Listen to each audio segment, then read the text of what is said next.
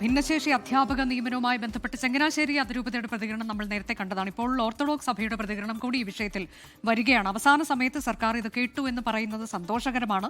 വൈകി വന്ന വിവേചനമായി മാത്രമേ ഇതിനെ കാണാൻ സാധിക്കൂ. കുറച്ചുകൂടി നേരത്തെ ആകാമായിരുന്നു എന്ന് തോന്നുന്നുണ്ട്.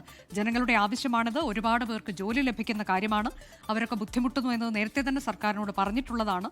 ഓരോ കാരണം പറഞ്ഞുകൊണ്ട് നീട്ടിക്കൊണ്ടു പോവുകയായിരുന്നു.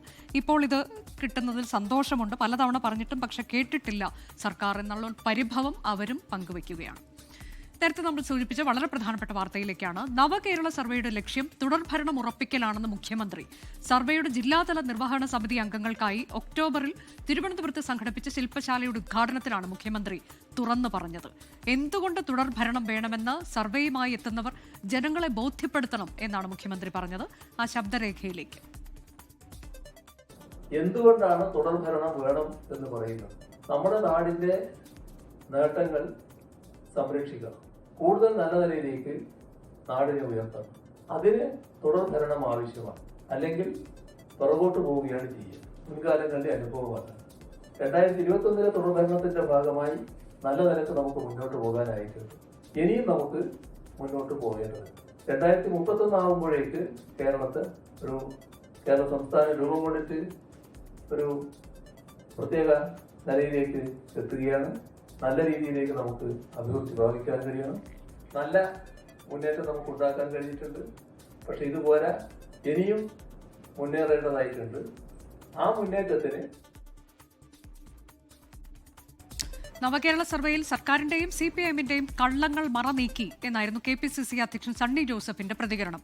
സർവേയിൽ രാഷ്ട്രീയമുണ്ടെന്ന് പുറത്തുവന്ന മുഖ്യമന്ത്രിയുടെ ശബ്ദരേഖയിൽ പറയുന്നു. ഹൈക്കോടതിയിൽ കൊടുത്ത സത്യവാങ്മൂലത്തിന് വിരുദ്ധമാണ് മുഖ്യമന്ത്രിയുടെ വെളിപ്പെടുത്തലെന്നും സണ്ണി ജോസഫ് പ്രതികരിച്ചു. സർക്കാരിന്റെയും CPM പാർട്ടിയുടെയും കള്ളത്തരങ്ങൾ ഒന്നൊന്നായിട്ട് ജനങ്ങളുടെ മുൻപിൽ മറനീക്കി വ്യക്തമാക്കപ്പെടുകയാണ്.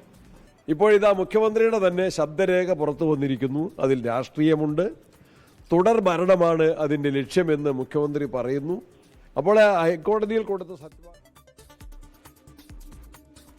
റിനു ശ്രീധർ വിശദാംശങ്ങളുമായി. റിനു, ഹൈക്കോടതിയിൽ ഈ കേസ് വന്ന സമയത്തും അതിനുശേഷം ഇന്നലെ കോടതിയുടെ ഭാഗത്ത് നിന്ന് ഇത് തള്ളിക്കൊണ്ടുള്ള ഉത്തരവ്, അത് റദ്ദാക്കിക്കൊണ്ടുള്ള ഉത്തരവ് വരുമ്പോഴും ഒക്കെ പറഞ്ഞ ആ വാദങ്ങൾ അത് പൊളിക്കുന്ന തരത്തിലേക്കുള്ള ശബ്ദരേഖയാണ് ഇപ്പോൾ നമ്മൾ പുറത്തുവിട്ടിട്ടുള്ളത്.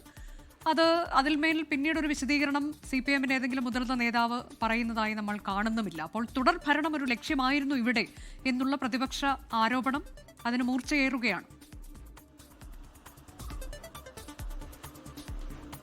തീർച്ചയായും പറഞ്ഞ കാരണം 20 കോടി ചെലവിലാണ് നവകേരള സർവേ നടത്തുന്നതിന് വേണ്ടി സംസ്ഥാന സർക്കാർ തീരുമാനിച്ചത്. അന്ന് തന്നെ ഇതിൽ രാഷ്ട്രീയമുണ്ടെന്ന് പ്രതിപക്ഷം ആരോപിച്ചു. പക്ഷേ രാഷ്ട്രീയമൊന്നുമില്ല എന്നുള്ളതാണ് മുഖ്യമന്ത്രി ആവർത്തിച്ചത്.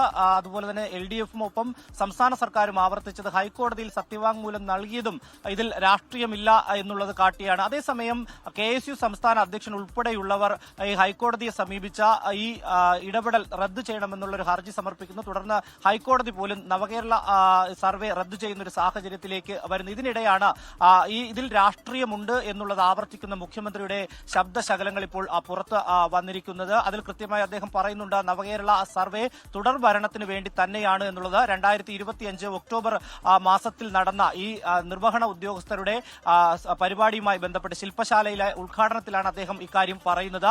ഒപ്പം ഈ സർവേയുമായി എത്തുന്ന ഉദ്യോഗസ്ഥരും വോളണ്ടിയർമാരും പാലിക്കേണ്ട സാഹചര്യങ്ങളെക്കുറിച്ച്, ഇടപെടലുകളെക്കുറിച്ച്, മറുപടിയെക്കുറിച്ച് കൃത്യമായി തന്നെ അദ്ദേഹം പറഞ്ഞു വെക്കുന്നുണ്ട്. ആവർത്തിച്ച് പറയുന്നത് ഇതിൽ തുടർഭരണത്തിന് വേണ്ടി തന്നെയാണ് എന്നുള്ളതാണ്. എന്തായാലും പ്രതിപക്ഷം ഇപ്പോഴും വലിയ രീതിയിൽ വിമർശനം ഉന്നയിച്ച രംഗത്ത് എത്തിയിട്ടുണ്ട്. അവർ ആദ്യകാലം മുതൽക്ക് തന്നെ, കാരണം മന്ത്രിസഭ പോലെ 20 കോടി രൂപ നൽകുന്നതിന് വേണ്ടി അംഗീകരിക്കുന്നു. ആ സമയം മുതൽ പ്രതിപക്ഷ നേതാവും അതുപോലെ തന്നെ KPCC അധ്യക്ഷൻ ഉൾപ്പെടെ ഇതിൽ രാഷ്ട്രീയമുണ്ട്, സാധാരണക്കാരുടെ ചെലവിലാണ് ഈ ഒരു സർവേ നടത്തുന്നത് അടക്കം രംഗത്ത് വരുന്ന ഒരു സാഹചര്യമാണ് ഉണ്ടായത്. ഇപ്പോഴും അത് പ്രതിപക്ഷത്തിന്റെ വിലയിരുത്തലിന് ഒരു കരുത്ത് നൽകുന്ന രീതിയിലാണ് ഹൈക്കോടതി പോലും മുഖ്യമന്ത്രി സംസാരിക്കുന്നത്. ഇപ്പോൾ പ്രതിപക്ഷത്തിന് വീണ്ടും ആയുധമാക്കിക്കൊണ്ട് അവർ ഇതിനോടകം തന്നെ രംഗത്ത് വരികയും ചെയ്തിട്ടുണ്ട്.